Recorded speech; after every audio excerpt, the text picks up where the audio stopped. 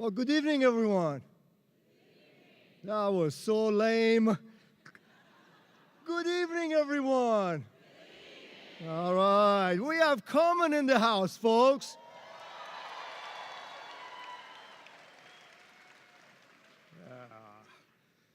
And no finals this year for our students. That was a joke. That was a joke. Do not quote me with the faculty. Good evening, everyone.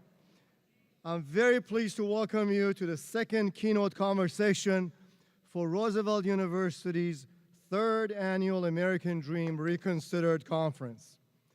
We are grateful that you are here tonight. I would like to take this opportunity to thank the generous title sponsor that made our conference possible. Blue Cross Blue Shield of Illinois, represented by Dana Holmes, Executive Director of Communications, Positioning, and Media Relations, who will say a few words for you. Dana. Thank you.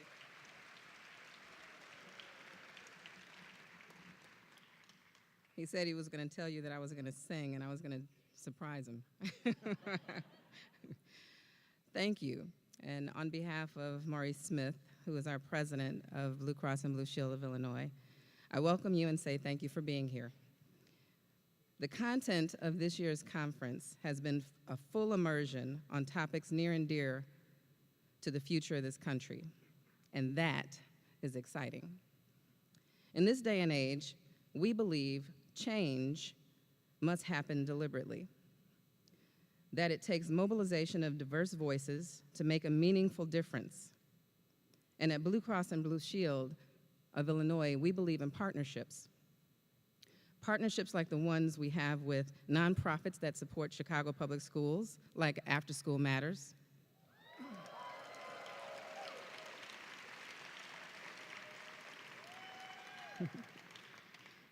Roosevelt University.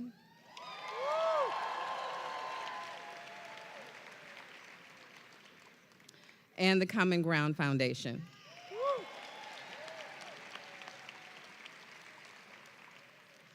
We work very closely with these organizations and a number of others to deliberately affect change within our communities.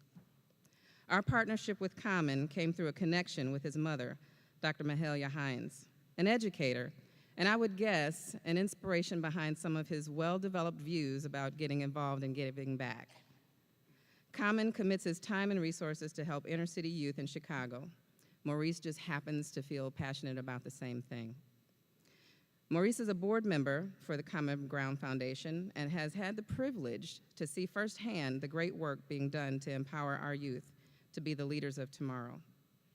On behalf of Blue Cross and Blue Shield of Illinois, we would like to thank Common, Dr. Jackson, Dr. Caron, and Dr. Philion for what is sure to be an engaging experience.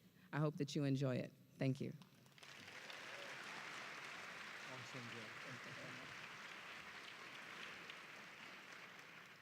Thank you so much, Dana.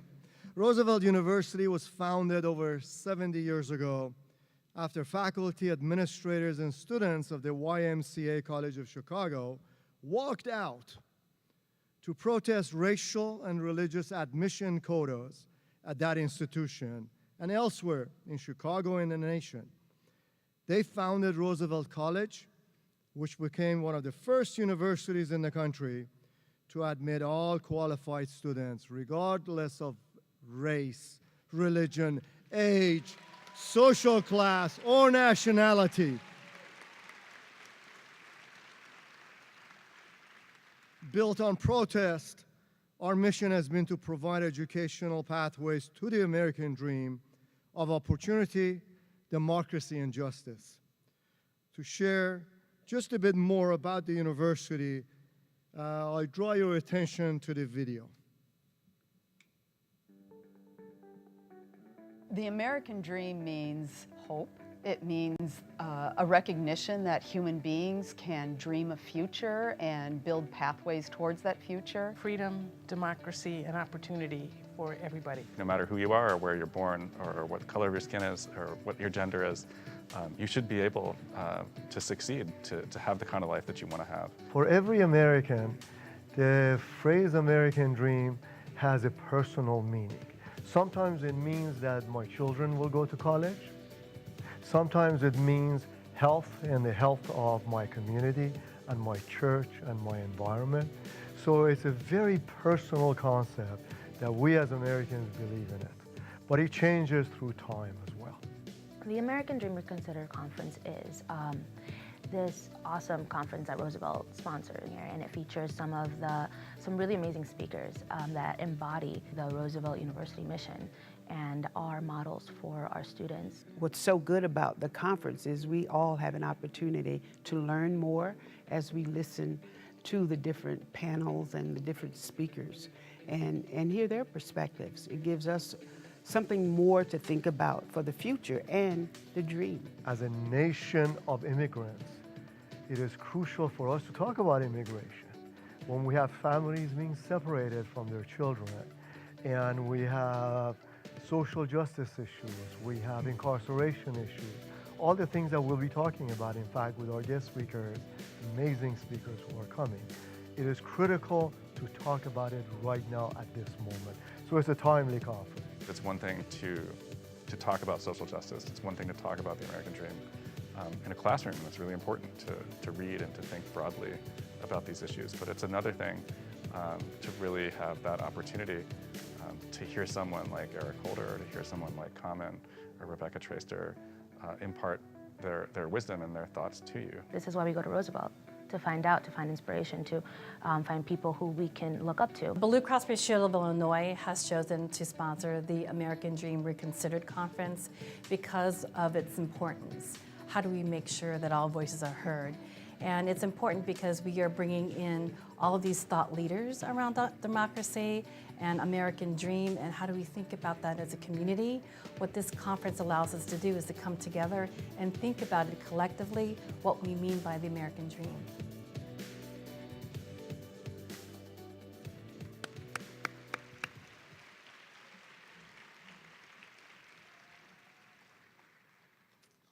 Okay, so this evening we're honored to introduce you to Caron, an Academy Award winner, Golden Globe winner, Emmy and Grammy-winning artist.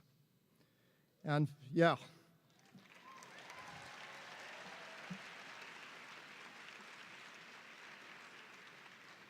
And he's the founder of the Common Ground Foundation. Ladies and gentlemen, there's not much this man can't do. When he's not entertaining, doing voiceover work, or writing acclaimed children's books, he's finding other ways to make the world a little better place for those who are disadvantaged. More than 10 years ago, Caron committed his time and resources to help inner city youth in his hometown of Chicago.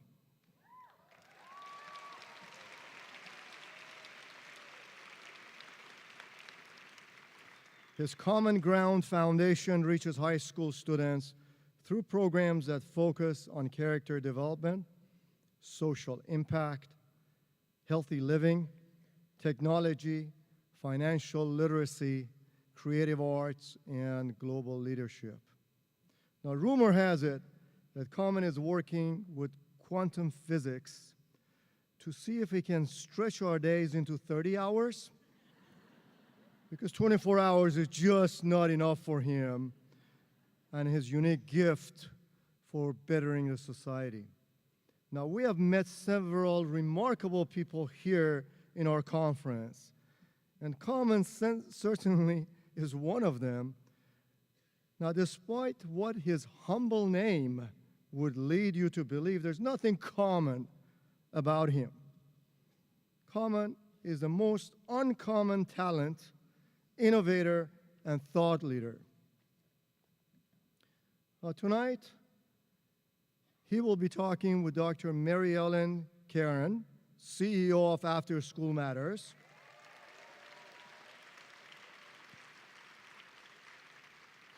and Dr. Janice Jackson, CEO of the Chicago Public Schools.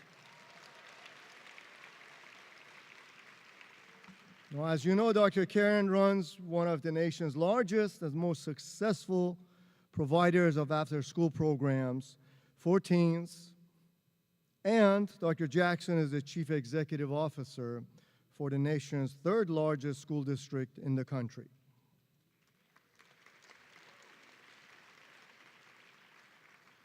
And I'm also proud to introduce to you our moderator tonight for this conversation is Dean of Roosevelt University's College of Education, Dr. Tom Philion.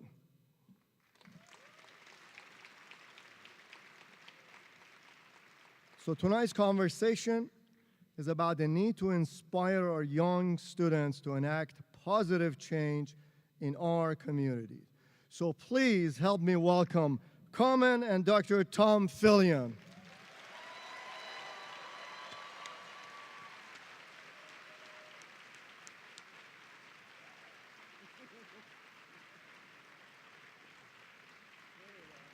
We'll try again.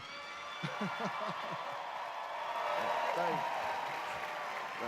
Yeah, thanks. Yeah. Hey, y'all.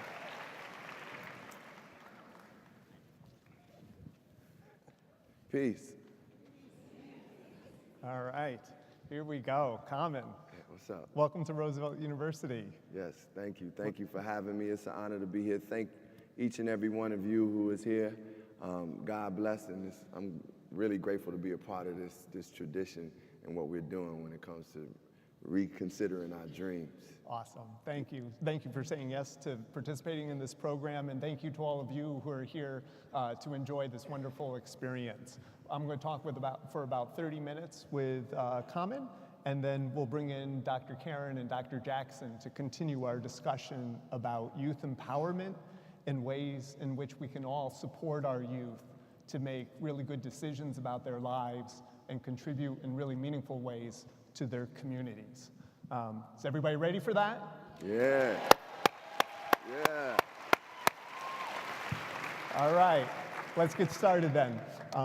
Carmen, I've spent some time getting to know the work that you're doing through your Common Ground Foundation, and I've really been struck by the way you and your foundation emphasize this whole idea of helping kids to develop their own goals and to develop their own plans for how they want to continue their education and then grow into careers.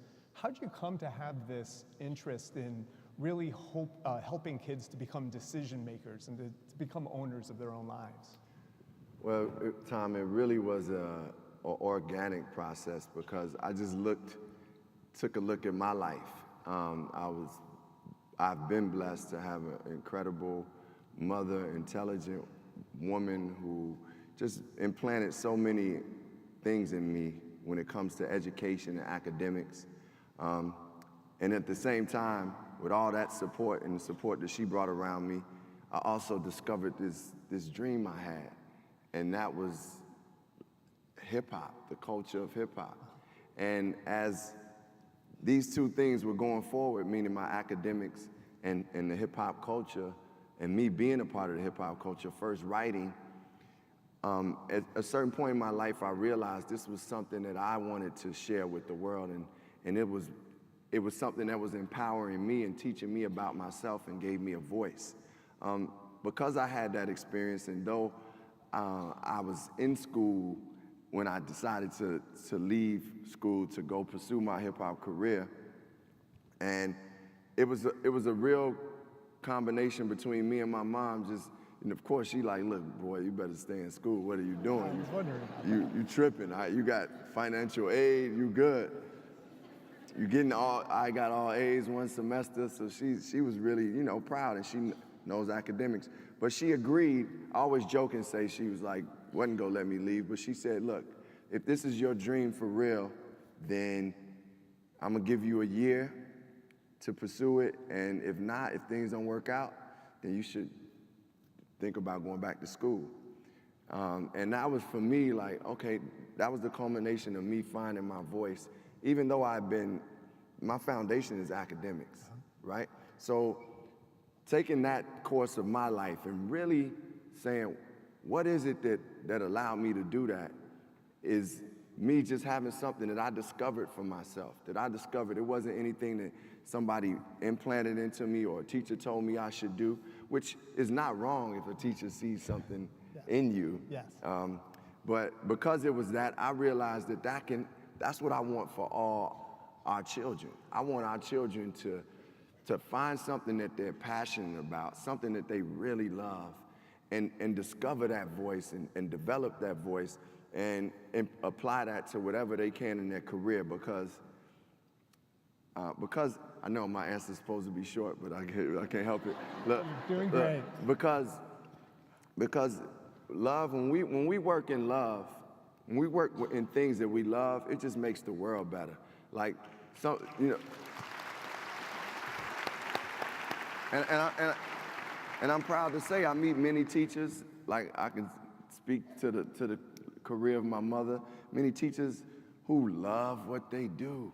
They love being teachers, and we need that. We need teachers who love what they do. We need construction workers. We need waiters who love what they do. We can change the world just by doing what we do and doing it with love. Like, and I really do believe that, and that's why for us, the Common Ground Foundation is like, hey, let's put information in front of our children. Let's expose them to new things and see what they gravitate towards. Yeah. So did I answered all your questions you had? You did.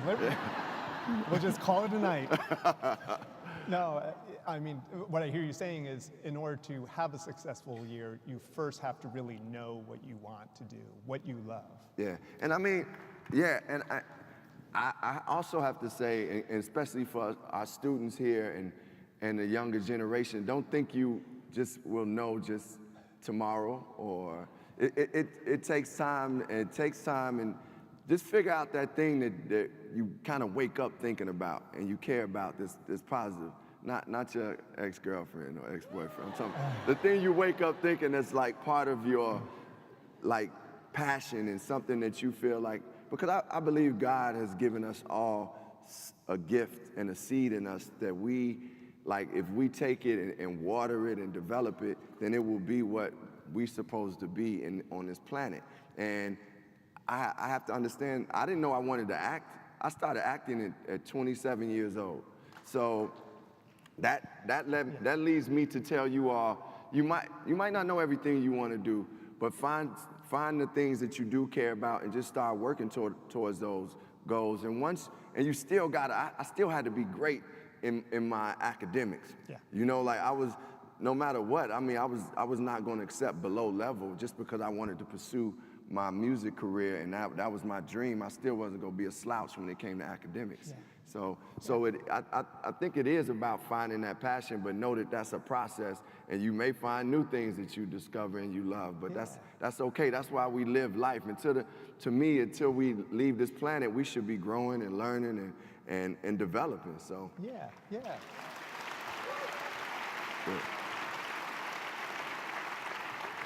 Awesome. You're making me wondering, I'm wondering about what your foundation actually does with the kids that you're working with. You know, what strategies are you using to help them sort out what is a really hard thing? You know, what is it that I want to do? What do I love? Well, first off, we have an incredible group of mentors and people who orchestrate our programs with our youth. And our mentors work with our students, which ends up being around 150 per time, like it's like a 4-year thing. Yeah. And once they graduate, they move on and go to college. We have had pretty much 100% graduation rate as far as our students going. Yeah. So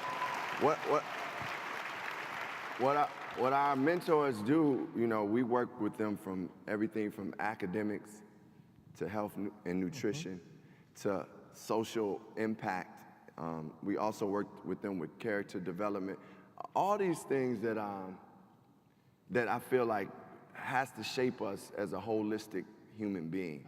Like, you can be a great student, but we still need to be emotionally educated too, and need mental support and like people who have been through certain things can be your ambassador to get you to say, hey, why don't you try this out? And it's not like we force feed them, we just expose them to new things. And we do this, like, we have programs once a month with the kids, but the kids really do things more than once a month. We come together and just building amongst the community. We've been grateful to add the social impact aspect to our foundation within the past few years, and it really, to watch the kids feel good about giving to the communities, and they coming from already tough neighborhoods and difficult situations, but to still be able to give and that be fulfilling is just the real answer to what we're here to do, you know.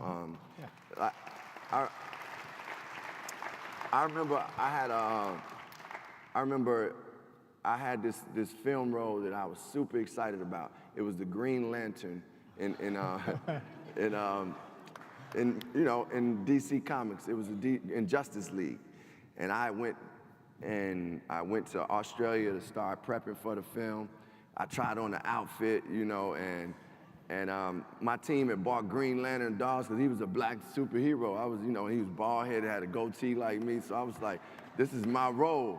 Yeah. Well, the movie fell apart, and I was depressed. I was down, like really down.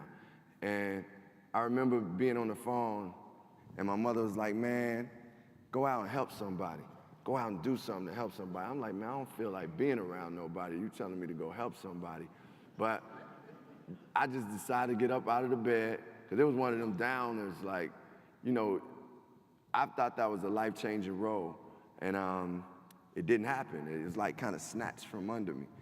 But that day when I went to go help the kids in school, not even just help, I just showed up and listened and talked. Man, it just brightened me up and made me feel like I felt better about myself and realized that it's not all about, well, I got this role and do this. It's like, what am I contributing to the planet, really? And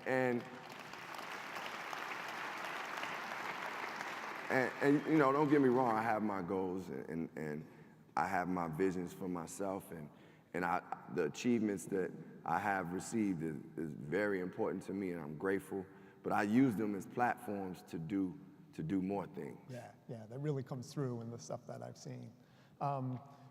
This sounds like the kind of program that we would want every kid to be involved in. Mm-hmm. How do you make your decisions about what schools you're going to work with or what communities? Well, it's not specific to schools. Okay. Right now, it is specific to Chicago, which I'm very happy that we, you know, when I'm starting a foundation and we have a foundation that's running incredible, it first starts at home. But we pick kids mostly from the south and west side of Chicago, and just because we understand that our communities, the black communities, black and brown, because we embrace the black and brown communities that are being underserved. We know that we have to serve them, and that's what's been that's been our mission, and that's where we started. And it will continue to evolve, but that's where our kids come from, the south and west side. And yeah, we grateful for the kids we had. I just got to attend the camp the camp we had over the summer, and was like, it blew my mind, like, to see how talented, how intelligent, how soulful our children are, and like just how they know how to express themselves in ways that I was like, man, I never was that smart at that age. Yeah. And or maybe not even now, like, shoot, but it was like, they deserve it, man. And this if it's one mission in life that I feel like that I want to use my art and use my platform for, is to empower our young people and give them a chance to reach their dreams. Yeah.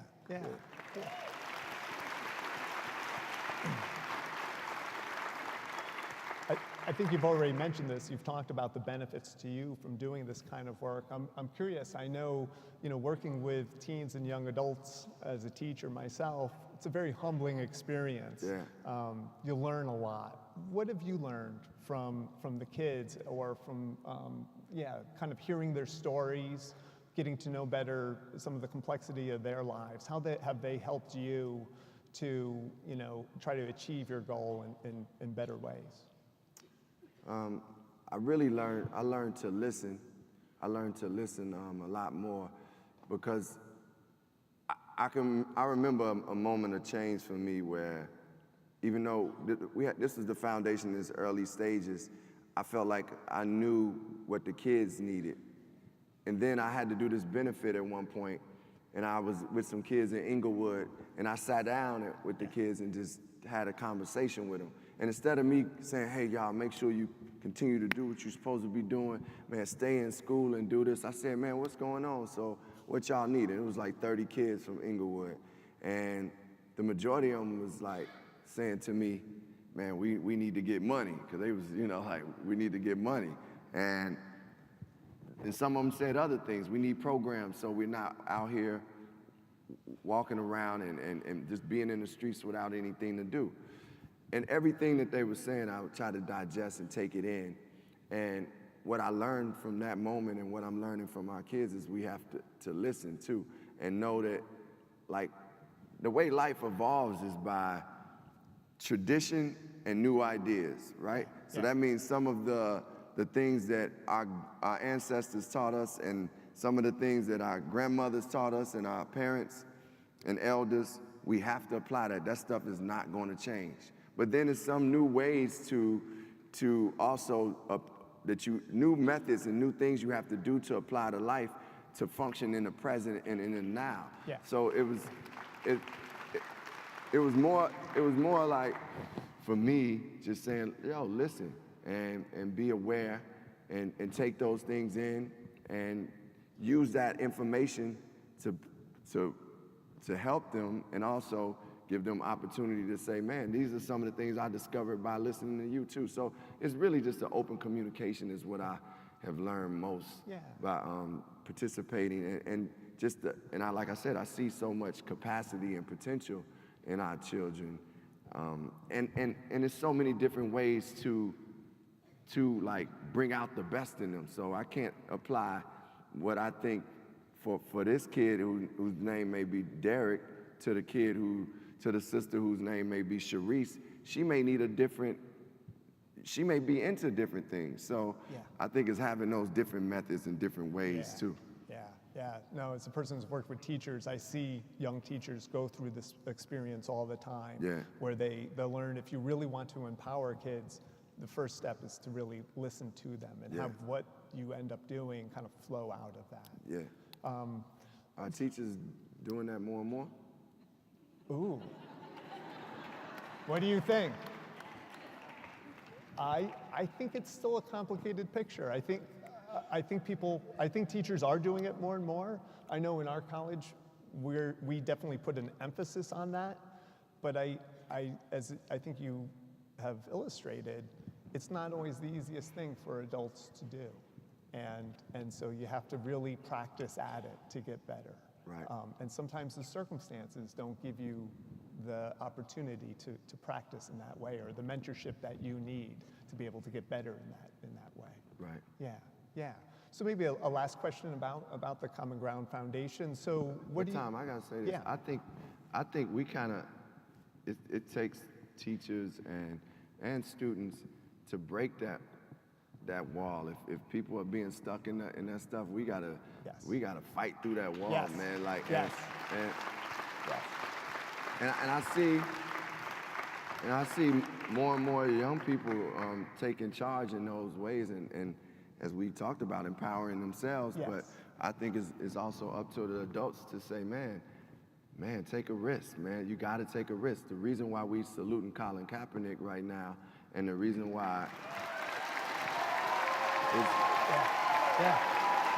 the reason it's because, man, it's because he just said, look, I know I have a career on the line, but what's happening in this country is is just wrong, and I'm gonna stand up for what's right, and I'm gonna do whatever it takes to do it, and that's where I am. And I think, we gotta take that courage sometimes. Yes. We have to have that courage, and that means teachers, students, in whatever places that we are. Even when it comes to, I know I'm getting out the subject, but even when it comes to us as men and seeing what's going on with the Me Too movement, it's like, men gotta be like what other men be like, nah, that ain't, we can't roll like that. You know what I'm saying? Yes. Yeah, it seems like a lot of time, it's a problem I have. I know it's a problem I think all of us have at one time or another. You know, it's easier to stand on the sidelines. Yeah. And it's harder to stand up and intervene. Yeah. Or make a point. It is. You know, and that's true in our workplaces, it's true in our classrooms, true in our universities. But you know, if we think about all the people that we look at in history that we really honor and respect, the people that we see schools named after, you know, streets named after, buildings named after, airports named after, I mean, some of them, a lot of them, or even just our heroes, if we think about our heroes, all of them went against the system at a certain point. All of them went against some system or showed some type of courage, whether that system was, you know. Yeah, absolutely. Well, that's a nice lead into my next question. Speaking of heroes, there's a nice picture up here of you and your mother, who I understand is in the audience. Oh, yeah. Hey. That's right. Yeah. Ma, what up? Wherever you are. Yes. Hey. So you've already mentioned her, and I know she's a very impressive woman, teacher, principal, currently serves on the Chicago School Board, has done so much. Could you talk a little bit about her influence on you and how she empowered you to pursue your dreams and to work for change and social justice, to stand up? Well, I think, you know, the most important thing she did was just show me unconditional love and just show me love. Like, I don't think, you know, and worked very hard so that I could have access. Yeah. I have to face it, man. I was just reading this book called Return to Love by Marion Williamson. And yeah, one person know that book. Yeah. Well, she brought up something that made me say, you know what? You know, sometimes as an artist, you're an actor, you can fall into thinking you're special. But you're no more special than anybody else. Mm-hmm. Sometimes you just had access and opportunity, or took that little seed of hope and dream and just was like, I'm going for it. And just, you know, and that's what my mother gave me. She gave me the access to do things. She worked hard so that I can have the best education. If, you know, she bought me a pair of drums, which I did tear up and turn into a basketball hoop, but she did, you know, she made ways for me to try to find out what I wanted to be.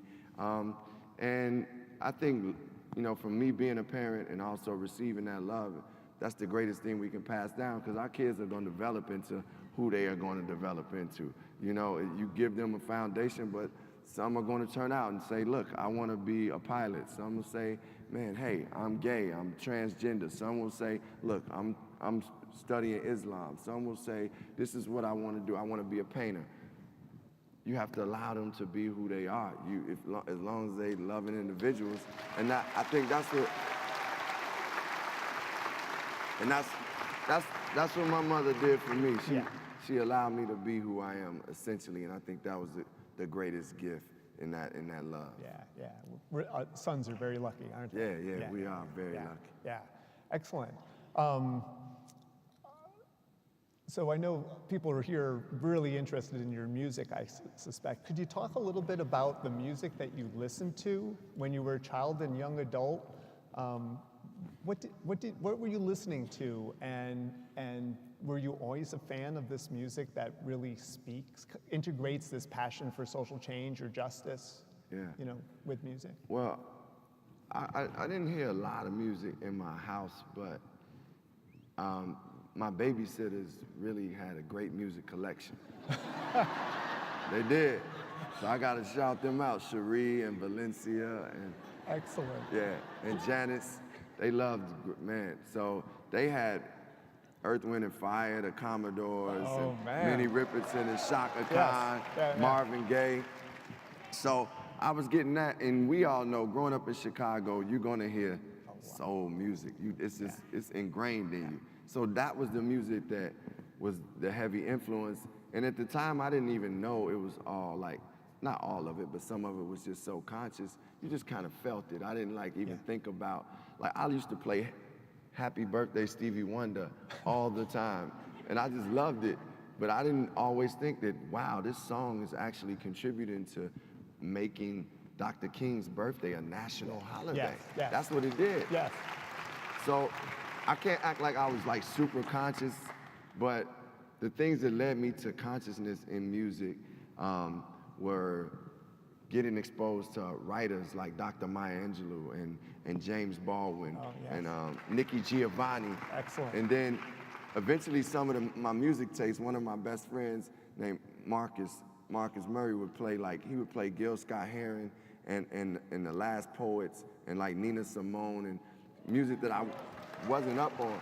So I started getting into that, and that just led me to my music becoming more conscious. And then one thing we always have to acknowledge, and some that may not grew up during that era, the era of hip hop in the mid 80s, late 80s, early 90s, a lot of it was socially conscious music. And I learned a lot about consciousness and black awareness, not only through my books, not only through my friends that I was with, but through hip hop.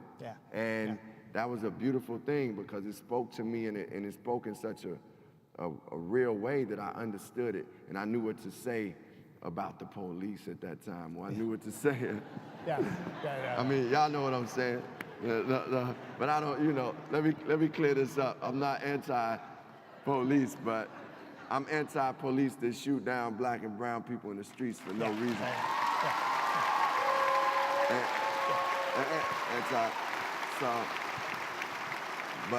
But anyway, the music helped lead me to understanding more about myself and to social consciousness. Yeah, nice.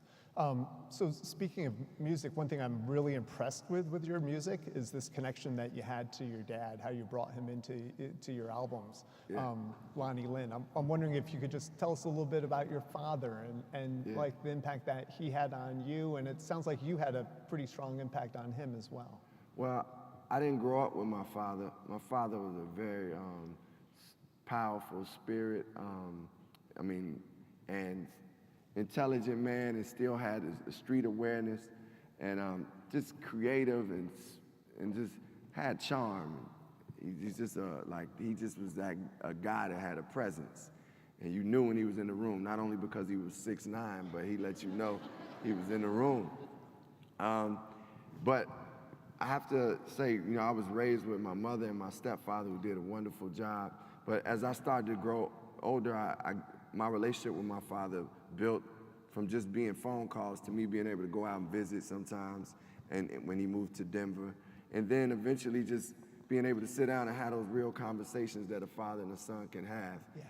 And I think one of the things I appreciated most was that he was just so honest and never gave me the spiel that, oh man, this happened. He took responsibility for a lot of the things that, the mistakes that he might have made, and just that truth helped me to understand that we are human beings and that we will make mistakes, and that forgiveness is in that acknowledgement too. So when my father, he talked a lot too, right? So the way I'm giving you why he made it to my album. He talked so much that I was like, and a lot of stuff he would say would be brilliant, and some stuff you'd be like, what is my dad talking about? But at a certain point, he visited while I was recording in the studio, and I just told him, I said, Dad, go in there and just say something on the mic. And my dad is what the old school dudes would say is a ham. That means people that like attention, so he liked that attention. So he went in there and got on the mic and just, just started talking about life and talking about who he was. And a lot of people, when they heard that, really appreciated it, especially some people from his generation to people who was, didn't have fathers to people who had their fathers. A lot of people felt that connection, and it became a ritual for my albums to where people would come up to me and be like, man, my favorite song is when your father talk, and I can appreciate that, But I wasn't mad, I wasn't hating on it. I ain't gonna hate on my dad, But We've got about time for about one more question. So I only got a minute to answer the question, right? That's right, gotta fire right through this. And you're not gonna be able to do that, because I want to ask you about my favorite Tiny Desk concert, which is the one that you did at the White House with August Green. And Wait, let's specify the White House while President Obama and Michelle Obama. There you go. Very good. We gotta That's make good. that clear, man. I will see no parts of that White House now. Yeah. And we talked before we came on. I'm sure there's somebody out there who hasn't heard this song. Would you mind just giving us a little piece of it? Okay, yeah. So what you all see, thank you. What you see on the screen is a clip from us at the White House, and this song that we were performing is called "Letter to the Free." It was written for the movie The 13th, which Ava DuVernay directed. So it's about mass incarceration, which we know is an epidemic that is plaguing our communities very strong. Mass incarceration. So before I started, I was working on this documentary, and I was really trying to figure out how we could stop the violence in Chicago. And I know we're still working on that, but I know we'll get there.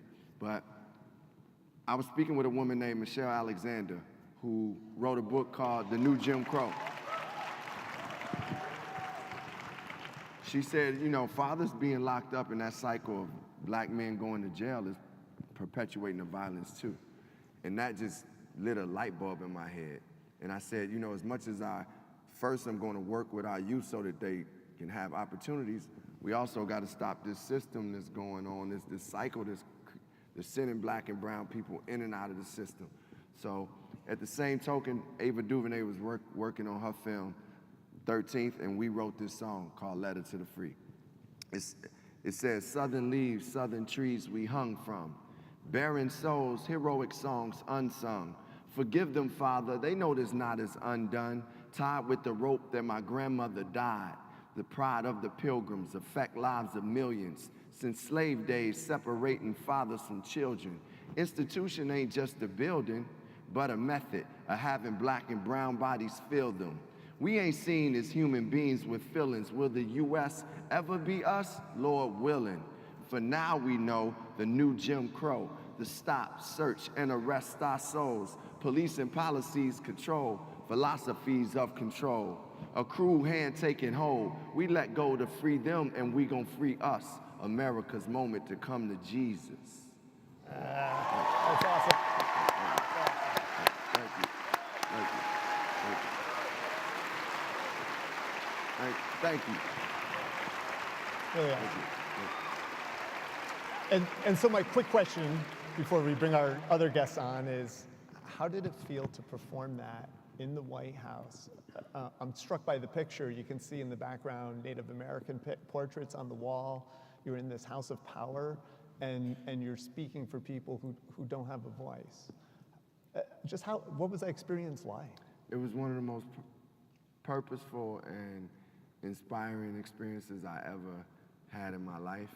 When I look at the picture and see Robert Glasper with his skull cap on, yeah, and see like young black musicians talking about freedom and talking about the epidemic of mass incarceration in the White House, knowing that our first black president and first lady is upstairs. Probably they couldn't nod their head because they couldn't hear the music, but they upstairs doing what they're doing. It was an amazing moment. I felt like we were part of progress. I felt like progress was being made. We were in the White House doing Letter to the Free, and it was a monumental moment for me. Yeah, and for us. yeah. That's awesome. That's awesome. Let's take a quick pause in our conversation, and let's bring out Dr. Janice Jackson and Dr. Mary Ellen Caron.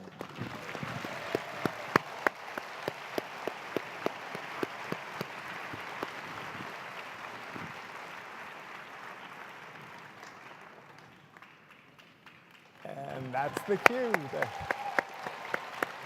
Yes. Thank you. Welcome. Really good to see you. Y'all want to sit close? Y'all can sit close. Yeah. You want to sit closer? You're here. I think you have to sit. Okay. Tom is going to get upset. Well, it's not me, but the stage manager might be upset. I've never done anything like this before, so. Well, welcome. Just to remind our audience, Dr. Jackson is currently CEO of the Chicago Public Schools, the third largest school system in the country.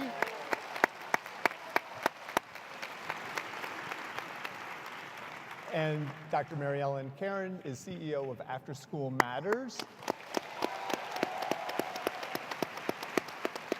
which is one of the nation's largest and most successful after-school programs. And so what we're going to do is we're going to start with a question to the two of you, and then we'll try to bring Common back into the conversation. And just thought we would start with you, Dr. Jackson, if you wouldn't mind, just telling us a little bit about your organization and any projects that you're currently working on that you're really excited about because you know they're making an impact on the youth in our city. Well, thank you for giving me an opportunity to come out here and speak. First, I think most people in the audience are very familiar with Chicago Public Schools. We are the third largest school district in the country. I'm very proud of Chicago Public Schools for a number of reasons. Most recently, we've been celebrating the progress of our district, which is unprecedented progress here in CPS, but I'm most proud because I'm a graduate of Chicago Public Schools, so yeah. And I think, you know, beyond that, it's just an honor to serve in this role because I am a firm believer in the power of public education. And so I know later on we'll tackle some of those tough issues, but for me, it's really interesting to be leading a district at this time for so many reasons because public education is critical, but also because we're seeing the tide turn a bit in Chicago. Yeah. Now, we're not spiking the ball at the 20-yard line just yet, but we're really close, and our students are seeing remarkable gains across the board, and it's really remarkable. I can tell you that for the first time in a long time, I have students coming to me saying that they are proud to be students in Chicago Public Schools, not just because of those gains, but because of the feeling that we're trying to restore here in the city about what it means to be a public school student. That's awesome. And I can just tell everyone as a dean of a college of education, interacting with your staff has just been a breath of fresh air. Yeah. People who are really open, willing to listen to ideas, new ideas, and also pushing us to do better in serving the school. So it's a real pleasure. Dr. Caron? So After School Matters, you may not be as familiar with. Again, I'm really honored to be here today with the panel, but also to represent After School Matters. I represent 26,000 high school students in the city of Chicago who participate in our programs, and we continue to grow every year. I say my goal is, Dr. Jackson knows this, that CPS cannot exist without After School Matters. Absolutely. Because we have programs in over 100 high schools, but we actually have 700 programs throughout the city of Chicago in every neighborhood that you can imagine.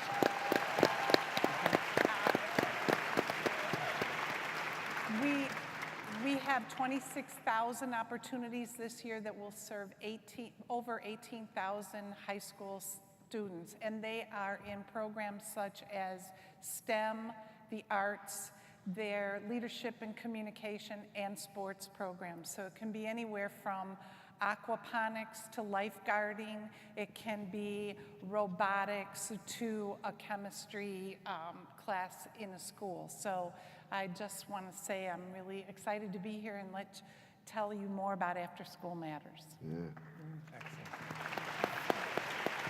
Excellent. So one of the things that I think all three of you have in common is that you're leaders of very complex systems, businesses, and you've all risen to leadership in these systems that have not always been open to diversity in leadership. What inspired each of you to kind of aim for these leadership roles?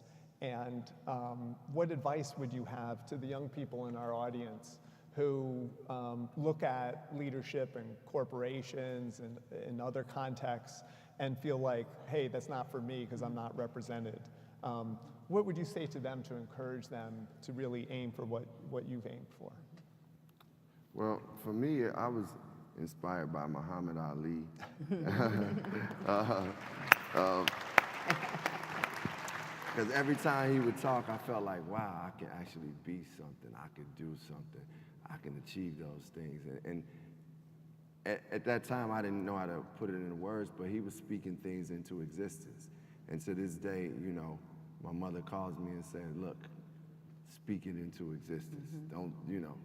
So seeing that made me feel like I wanted to be something. Being a leader, I gotta honestly say, I didn't know that I should work to be a leader until I was given much. When they say to whom much is given, that's when initially I didn't want the responsibility of what leadership is, but then I also understood that leadership, you will make mistakes, and as long as you're honest with yourself and whomever you leading, then you're doing the right thing. And I think by you showing your humanity and showing the times, the chinks in the armor, it gives other people the platform and understanding that they can be the leaders. So that really was my path to leadership, and I'm saying that to say anybody who's looking out there and sees leaders, nobody's perfect. None of us sitting on the stage is perfect. President Obama, as much as we love him, he's not perfect, you know, and you know, so let's know that, and know that if you want to be a leader in whatever it may be, first of all, like, know that you go through a process, and it takes, you know, and then you got to know why you leading. Exactly. Why are you leading? Yeah. Yeah. If you don't mind, I'd love to turn to you. Yeah. Because I think a lot of people expect perfection from you. Well, they expect it, but you know, no, just joking. You know, a few things. First, I'll start by saying I've always been taught to be a leader, and it's funny because I was sharing this story with somebody recently. My father would always say, be a leader, not a follower. And he would say it over and over again. And now I find myself, like all of us do, saying the same thing to my kids, be a leader, not a follower. But that was something that always stuck with me. But I would say I've learned I've learned a lot about myself going into leadership roles. And representation at the top matters, but sometimes lack of representation can motivate you too. So in my case, in my case, I was 24 when I filled out a graduate school application, and in that application I wrote at that time, I want to be the CEO of Chicago Public Schools before I'm 40. Wow. And I tell people that story, and they think the remarkable thing is that I said I want to do it before the age of 40, but that wasn't the big thing. The reason this was a big and bold goal is because at the time in the reform space, it was crazy to think that an educator, that a woman, and that somebody that didn't come from with a business background with strong business acumen could lead a $7 billion organization. So it was a pretty bold statement to say at that time. And every single opportunity that I, positioned myself to get was always on this path towards being the CEO.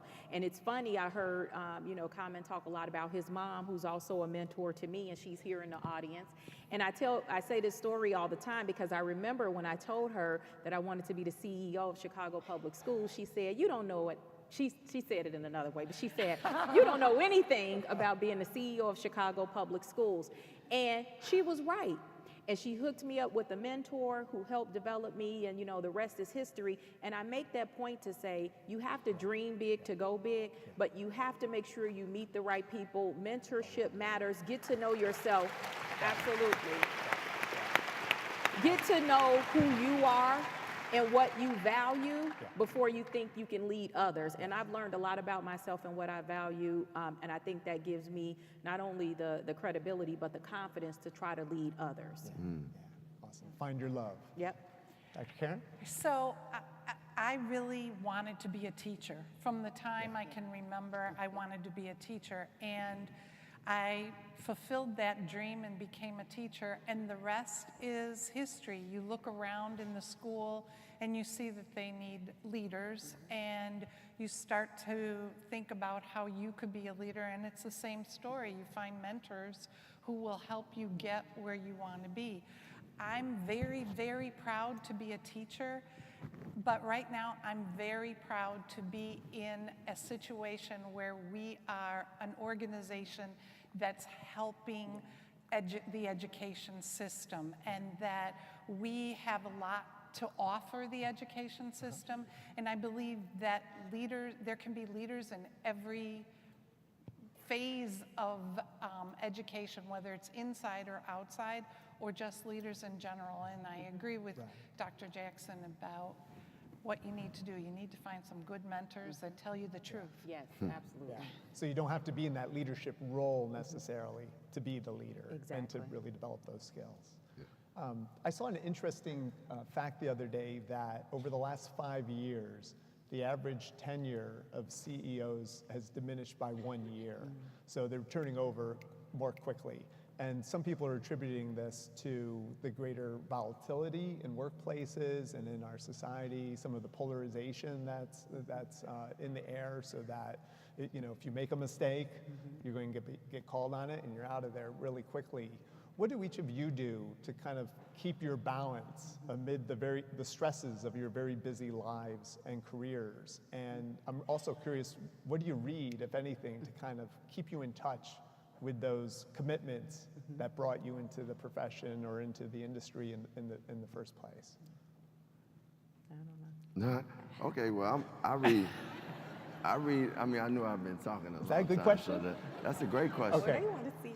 Yeah, I read the Bible a lot because I feel, like the more I read the Bible, the more I understand how to apply things to life. It's like now more and more, I read it to understand it, and when I read these scriptures, I'm looking like, how can I apply this to my life? And I feel like every section of the Bible teaches you something about life. And if you just followed those instructions, we would be incredible human beings. And I'm not knocking any other spiritual practice, because I've had friends that study Islam and I support them, or people who've done Buddhism. I just subscribe. My way to God is through the Bible, and my way to being the best human being has been through the Bible. So I read that. And then I start seeking out other books that I come across. Like, so when smart people tell me to read a book, I'll check that book out. Like Ta-Nehisi Coates' Between the World and Me. I really love that book. Or some books I always go back to, like I said, Marianne Williamson, Return to Love, or even it's a book called The Mastery of Love. Y'all can see I read a lot about love. I'm trying to find it, y'all. That leads to another question, I'm sure there'd be those who like to learn. I hope I answered your question. I got off track. Yeah. Look, just get us back on track. In pursuit. A few, I guess the first question about what you read, I read a lot and consume a lot on a daily basis, but I think the most important thing that I could share with the group is, in any profession, there is reading that you have to do. So in my world, I have to read the newspaper and stay abreast of politics, and there are things that come along with that, a lot of education publications. But I also am very disciplined around reading to enhance my own knowledge. And I like to share what I'm reading, not to make people think I'm smart, but like to share the knowledge and kind of anchor our thoughts in like common messages and things like that. And I like to read biographies. I was talking about a biography in the back, LBJ's biography, Path to Power. And then recently read The Cubs Way with my team. So I like to read other people's real lived experiences and try to draw connections there, but more importantly, try to learn what to do and what not to do based on their experiences. And what's interesting, especially when I read biographies from, decades ago, timing is very different now. Everything we do is very public. Yeah. So when I, think about, the way maybe Nixon led in the well, maybe that's not a good example, but let's call the Roosevelt or something. That's a very different place than in this role. Every single thing that we do or think or propose, it is immediately consumed and judged by the public. And I think that CEOs have to be really nimble and really sharp. And I think that may lead to some of that burnout that you talked about. But I'd like to just add one additional point, especially for the young women in the room, because I think oftentimes women step back from leadership roles for a lot of different reasons. Some of that is around representation or courage or confidence. But oftentimes, you know, and I'm speaking from my own experience, women think they have to choose. You have to choose between things that maybe feel really natural to you, like wanting a family and wanting to be married and have children, but also like this new thing that we're allowed to say, like wanting to be a boss and wanting to lead and do that. And I just want to tell you, absolutely, I just want to tell you, you can do both. You know, I grew up with amazing parents. My mother wasn't Claire Huxtable, but everybody wanted Claire Huxtable to be their mom. But my mother worked her butt off, and my parents worked from being my father was a cab driver, my mother was a dispatcher, and they opened their own business. And I remember seeing that sacrifice, and that didn't make me love her less. It actually made me more motivated to do what she does. So to the ladies in the room, especially the young women, you can absolutely do both. Anybody who tries to tell you you can't do both, get away from them. Awesome. I agree. I do think that we're in a different age right now. I think even 10 or 15 years ago, to say you wanted to be the boss or you wanted to be... Raise an eyebrow. Or they would think poorly of you, or they'd say, well, she acts like a man. And so say thank you. Yeah. So you've reached the same place that everyone else is, and so I just echo the same things that have been said. I do think it's really difficult to follow someone who's reading the Bible. That's a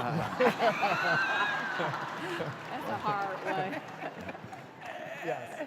And I was going to say, find if you need support, find a supporter who's grown up with a strong mother, right? And who will recognize and appreciate those qualities. I also think about reading outside of your field, which I think Janice touched on. Reading outside of your field. Find out what they're talking about in corporations, because it'll help you learn for yourself, whatever field you're in.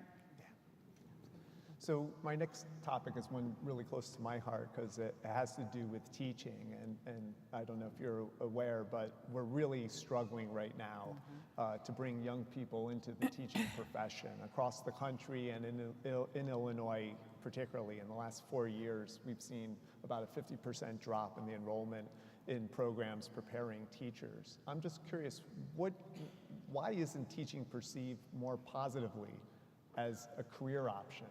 And what do you think we can do together to change that? Well, I'm going to get on my soapbox, and then I'll talk about what we can do about it.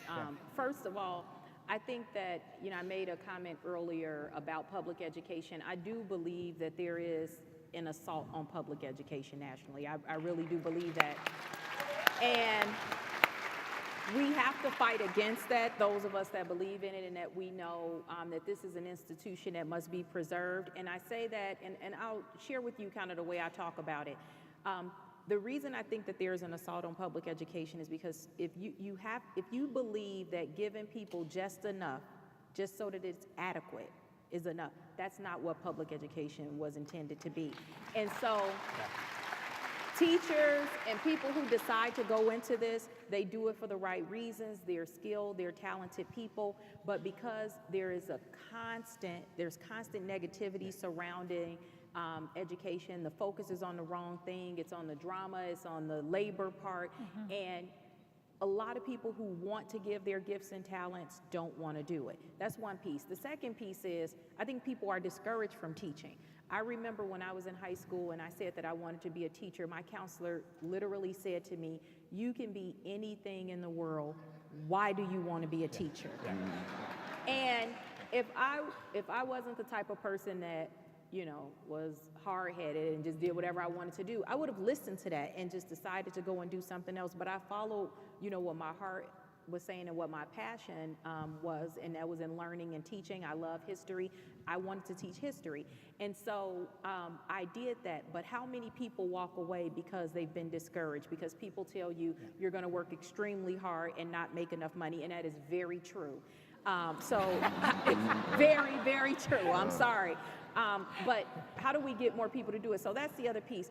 A second angle I want to take to that is that we have to get more people into the pipeline. So one of the things that I'm excited about restoring it would be teacher preparation programs starting in high school. So pretty soon, yeah, you're going to be hearing about those programs where, you know, we do career and technical ed in a number of different areas, but teaching, you know, it kind of went away. So I want to restore that so we can put more people back into the pipeline. And then I also think we have to start thinking creatively about people coming from other professions back into teaching, because I find that a lot of people, they listen to the guidance counselor, they listen to someone else and they chase kind of the money, and then they wake up and they're 30 and they don't feel fulfilled. And they're like, how do I get back into teaching? And so those on-ramps back into education are too difficult. And so we got to figure out ways to make it easier for people that have some life experience in another industry to come back and teach and you know, empower our kids.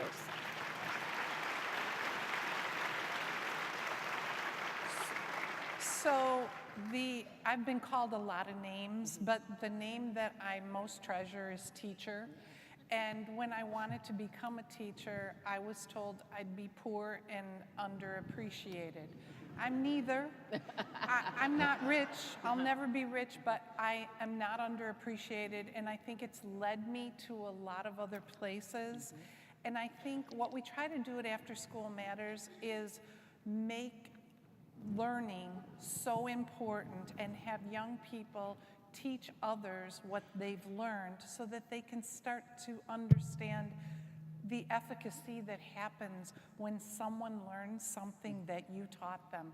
There is no high greater than that for me. Yeah, and so I think we have to promote those kinds of things and not all the negative things that come out every day about teachers. Yeah. We have Dr. Crawford, who's here tonight from After School Matters. She spent this summer teaching 4 hours creative writing to over 30 students in the morning and 4 hours in the afternoon, and she's about to embark on her teaching career at the University of Chicago. I think many people can come and go and move into different areas of teaching throughout their life. Common's a teacher. You are. And so I just think the whole idea, we have to restore the idea of how important that is. Nicely said. Well, man, I'm a little higher paid teacher than. but on the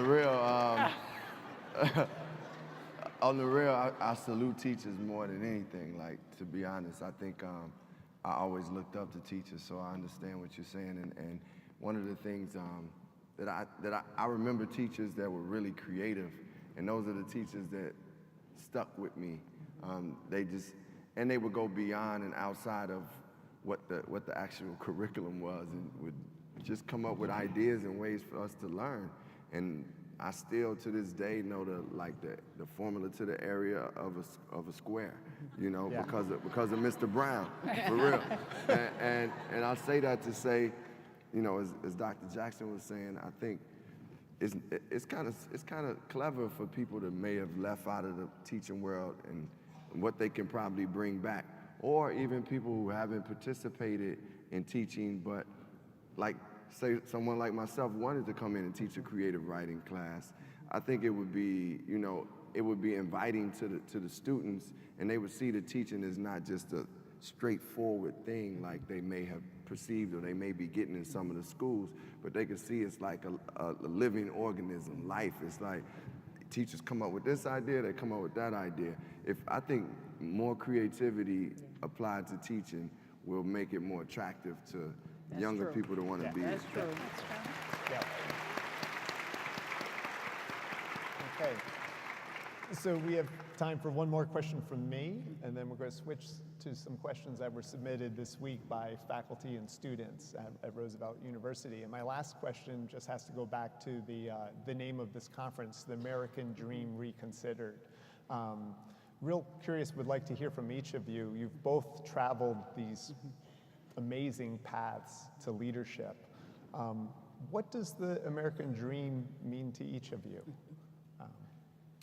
You know, when I thought about answering that question, just like so many questions, you think, how deep do you want to go?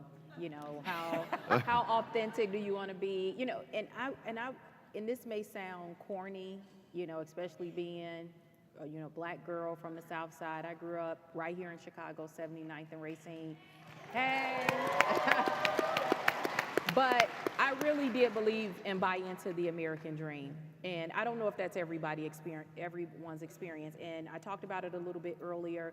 You know, I watched my parents save and work hard to open their own business. I watched them succeed. I watched them fail. I watched them go through things. I remember when we bought our first house, I was 16 years old. My kids, they grew up. They don't even know what that means. I watched them save. I remember going to the bank and not knowing if you would get. I remember all of those things. And my father always stressed to us that education, he convinced us that education was the only way that we were going to change our trajectory and our life outcomes. And all of my siblings, it was 5 of us, we all bought into that. Everybody did what they were supposed to do, went to school, good students. You knew if a Jackson kid showed up, you knew what you were getting, and we knew what we were getting if we didn't do what we were supposed to do at school. And so I bought into it and really believing that education would help me, go to college, graduate, get a good job, take care of a family. Plain and simple, whether people believe it or not. I didn't realize until I was a teacher that despite growing up, around the way, I had advantages that my peers didn't have. Yeah. Advantages such as growing up in a 2-parent household. Despite the ups and downs, somebody was always working. We always had food. We had all of those things. And I remember I was overseas, and sometimes you have to go away from your normal space. And I met a young lady who was from Chicago, went to the exact same high school that I attended, and had a completely different experience because we were tracked in a program for students who somebody decided we deserved every opportunity, and she was tracked in a program where they didn't. And so for me, every single thing that I do is about the opportunity gap, because the only reason I'm sitting here today and she isn't is because somebody decided that I should be sitting here, and that's wrong. Every kid, that's right, every kid deserves that opportunity. So when people ask me what motivates me, I tell them it's the opportunity gap. Because unless you believe that somehow talent is unequally distributed, and that's wrong, and we have to work on our inner spirituality and mind. If you think that, the only difference is the opportunities that are given to people. And so in this role, during my time here at CPS, I want to make sure that I have opened up more doors and provided more opportunities for children like me and children who grew up with the same experience that I had, who are just trying to achieve the American dream. Mm.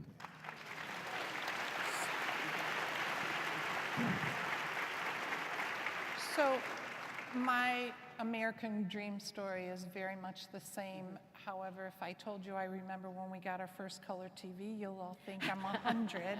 And so, but it's the same. And I think after school matters, and educators everywhere are always trying to close the opportunity gap. And I do think that the United States is based on education and an equal education, which we work for. I did think about something that I think is different now than it's been in the past. I think young people in the past, maybe the American dream was to make a lot of money. Maybe it was to have fame. Maybe it was a myriad of different things. What I see from young people now is they see the American dream as equity for those with disabilities, for people of color, for LGBTQ, for everyone, that young people are talking more about those things than making money, and they're really thinking about that as what they're hoping will be their American dream. And it's very hopeful when you hear them speak of those kinds of things. Yeah. It's important. So the perception and the values are changing. Yes. Yeah. You get the last word, Carmen. Oh, I thought I talked about the American dream already. But you did, playing at the White House. Yeah, that was I believe the American dream is something that's been sold to us a lot, and it hasn't been afforded to everyone.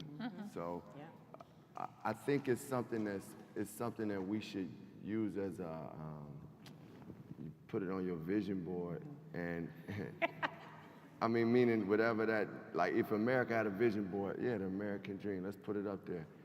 Now, and let's work towards, how do we work towards really making that American dream actualized for everybody? And I know that's like a hard thing to do, because I know as leaders right here, it was like, if I was like, yo, everybody in the public school system deserve this and that, and it just don't work that easy, but it is gonna take us stretching ourselves and doing the things that we said as courageous and stepping out there and just come and strategizing and coming up with ideas so that people can get that American dream. And I think the American dream is really just what everybody, all of us have implanted in us, that is our gift and our purpose on this planet. Like, as you said, Dr. Jackson, nobody is like better than anybody else, but your gift may be to sing. I know I can't sing. You know, I can rap, but I can't sing, right? So, but to make a whole thing, to make a great song, I might put my rap in here, and you do the chorus, and then somebody else produce, and that's, you know, how we all fulfill ours, and we all got some part to play in this story or this song that's the American dream. And I believe that if we, you know, give each and every person the opportunity, then we will see it. But we've yet to see it as a country, because they continue, the powers that be are continuing to be like, well, black people, we gonna keep y'all down here over here. We gonna find a way to keep you over here. First it was slavery, then it was Jim Crow, now it's mass incarceration. Or we gonna make sure you don't got money for education. Or we gonna make sure we got guns all in your neighborhood and put drugs in your neighborhood. So how can we get the American dream really? But I still say, let's put it on the vision board. Let's put it up there. That's real. I think some of the questions from our students are going to go in the direction you're suggesting. I think really challenging us, you know, about our capacity to achieve this dream. So let's turn there. We have 8 questions. I'm going to try to get every single one in, but to do that, we're going to take maybe one response. How's that sound? Yeah, that works. That way we get all the questions. Okay. So our first one comes from Gabriella. She's a school counseling major here at Roosevelt. She says, as a white high school teacher on the south side of Chicago, I wonder what advice you have to awaken the positivity within our youth.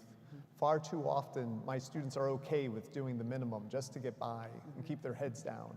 Too much negativity in the media discourages them from expecting change, as they constantly see the black and brown community failing or being held back from success. So she's looking for some advice how to I'll take that deal with one. I this. feel like I should because of that. A few things. Let me first give the teacher some advice about, you know, how you should show up and present yourself. I think the first thing, let's start with that. I think number one, the best advice I can give you is just be authentic and be you. And I just have to say it, like, just be who you are. Like, we know what we expect in our roles, and just be authentic, because that's what kids see. They can smell it and see it a mile away. So that's number one. I think the second thing, and this is a message not for white teachers, this is a message for all teachers. You have to organize your schools, the classrooms, whatever your domain is, around 2 principles: high expectations and high levels of support. But you cannot do one without the other. If you have high expectations alone, and we've seen some of this with the zero tolerance policies and these, you know, some of these academies. If it's just high expectations, you're setting kids up for failure. Even if it's just support, you're hurting them. Right. And I want to reiterate, I really want to underscore that point, because I think when you talk about high expectations, I always tell people there's a culture of low expectations for black children, and it's not just, it's true. And it's perpetuated not by educators of any one race. It's perpetuated across the board. But the thing that we don't talk enough about is that sometimes we rely on this support and this other, you know, like give them so much because we feel sorry for kids because of what we see in the media, and they know the difference between that too. And the thing I tell teachers and principals is you can love somebody to death, literally. Yes. If you are only telling them what you think they need to hear to make them feel better, because guess what? When they turn 18, we can love them all through school. But when they turn 18, you are a Black man. You are a Latino man. You're going to be treated that way in society. And if we don't prepare them and treat them like scholars and help build up their self-esteem and help them figure out who they are, you're not helping them.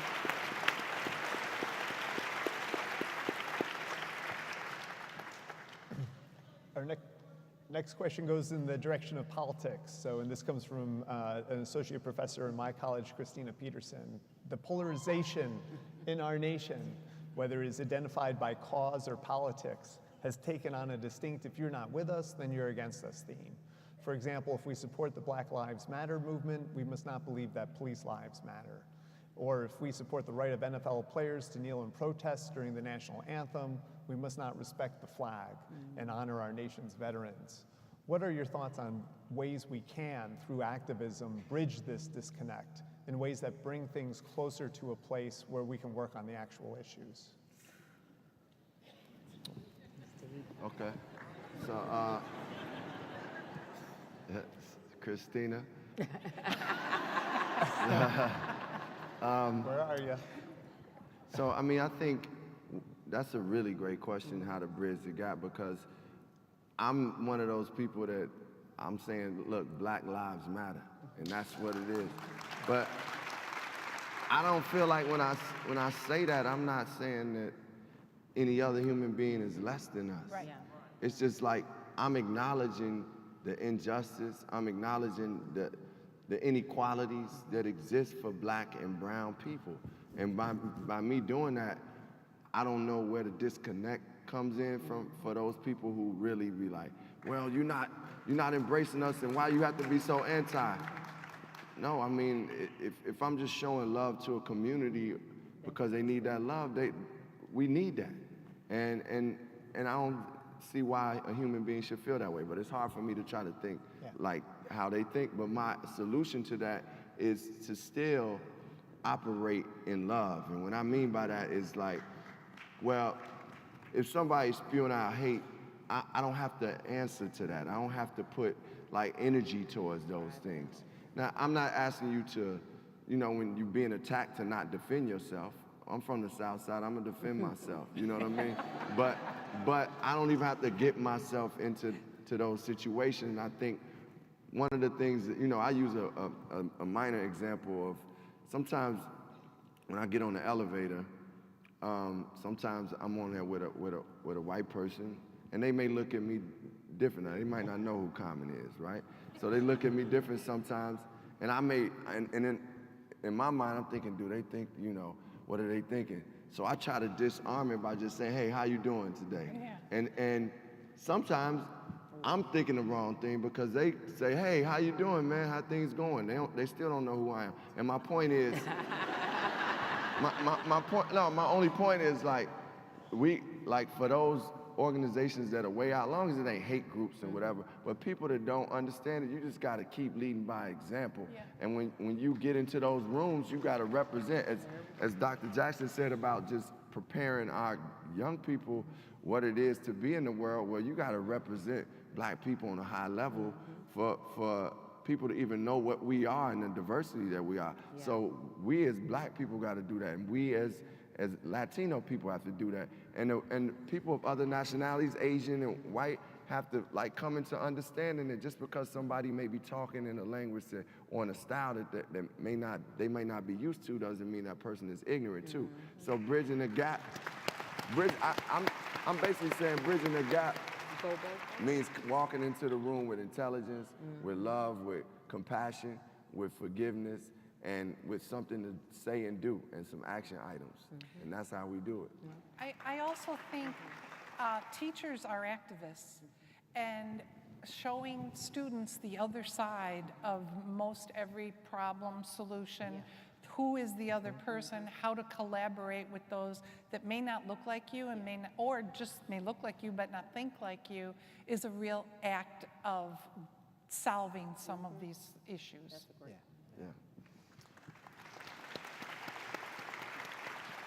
Next question comes from Longette.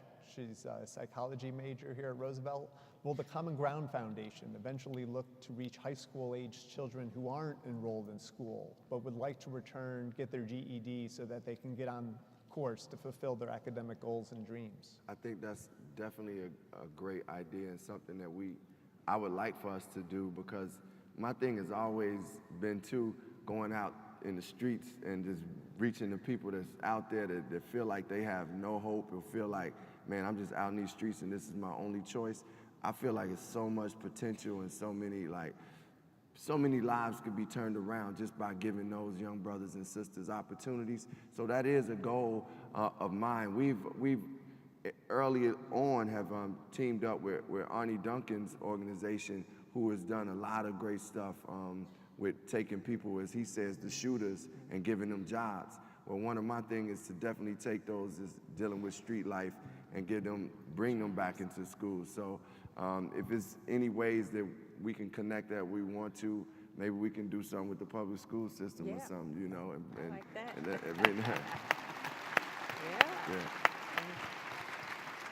Yeah.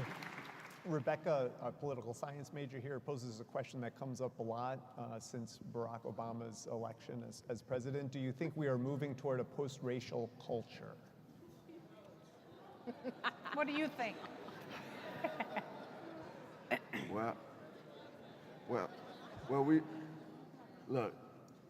We were all bamboozled for a little bit while Barack was in office. We all was like dreamy and hopeful, like, yes, we there. But We got some work to do. come on now, we got a lot of work to do. We got a lot of work to do.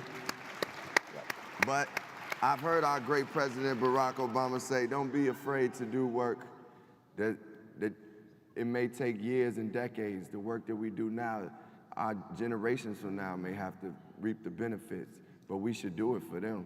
I mean, as much as we're doing it right now for us, so. Yeah.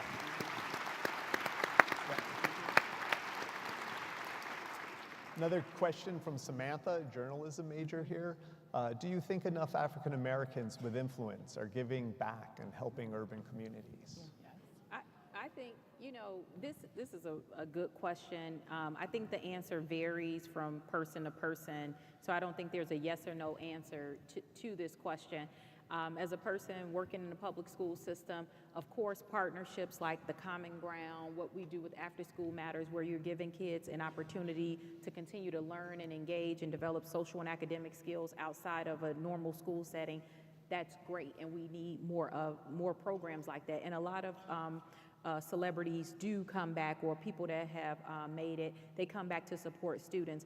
But I think I don't think that's the right question if you think that's the answer to solving all of the problems, in particular in the Black community. Tonight we've spent a lot of time talking about education, but if we don't really talk about economic development and empowerment, the conversation really can't start. And I think a better question is like, how many African American owned banks do we have? Yeah. We don't. Right. So if the people who have the power, whether that is political power, economic power, the capital to help one Commons program he does, it's a phenomenal program. It's having a high impact. You cannot change a community with one single program like that or collection of them. If we don't have true economic opportunities in communities, and unfortunately we don't control that, you're not going to see renewal in urban communities. That's just a fact. Right. And a real attitude that the children Common is working with, they're my children too. Exactly. Right? I want to talk about the question just for a minute, because if you look on afterschoolmatters.org website, our board chair is an African American woman. Our vice chair is an African American man.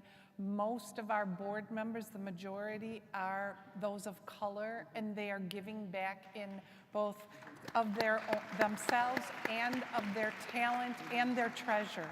They're giving a lot of money, and I think that that's an idea that isn't necessarily true in some circles.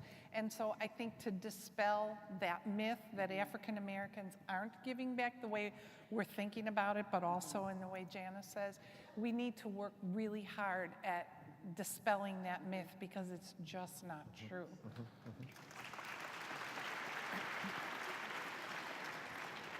Nicole, an early childhood education major, asks, I am a minority woman who was born and raised in Chicago.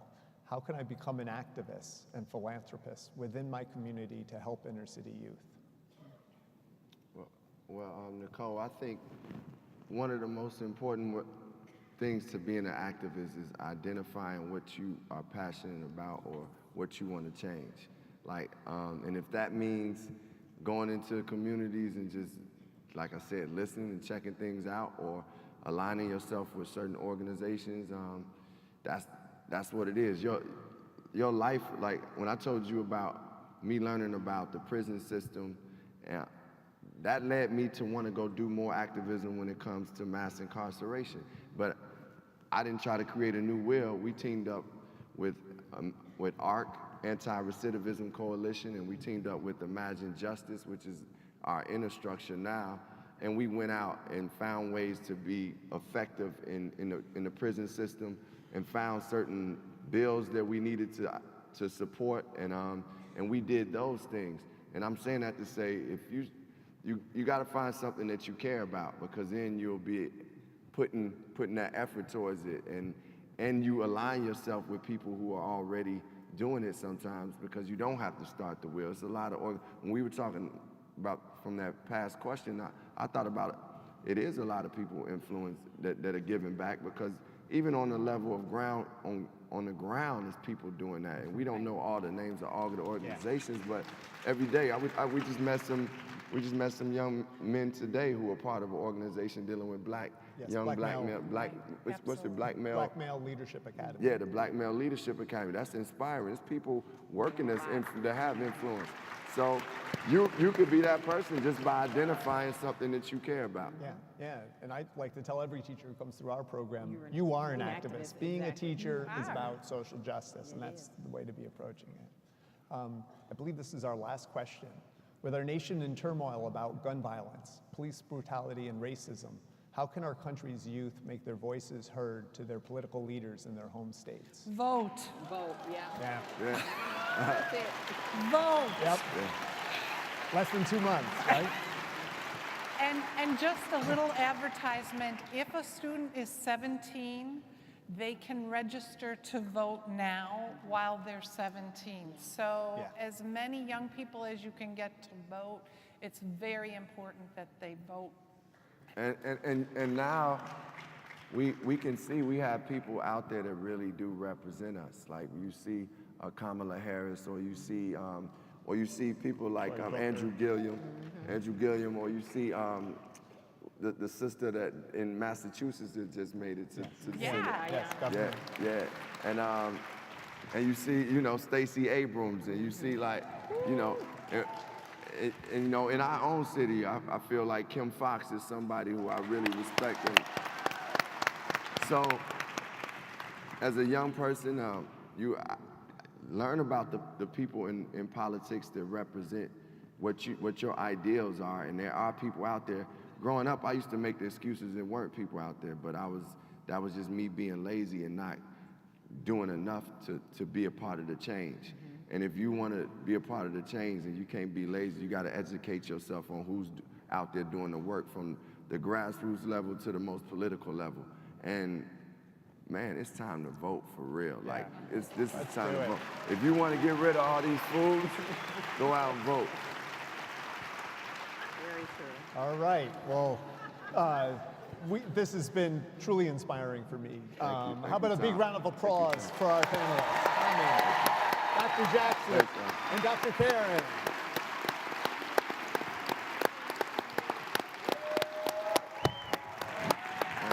Thanks, y'all.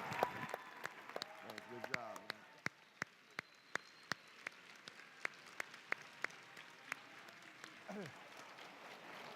Also, just want to say quick thank you to the Auditorium Theater for putting this all together, the whole team here at Roosevelt. It's been amazing.